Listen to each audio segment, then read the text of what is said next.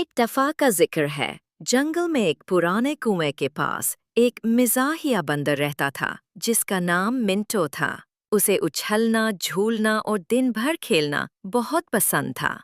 एक गर्म दोपहर को मिंटो ने कुएं के करीब एक छोटे बुली के बच्चे को रोते देखा। म्याऊं, मुझे प्यास लगी है, बिल्ली ने कहा। मिंटो फौरन दरख्त से एक नारियल तोड़ा, उसे तोड़ा और उसका पानी बिल्ली को दे दिया।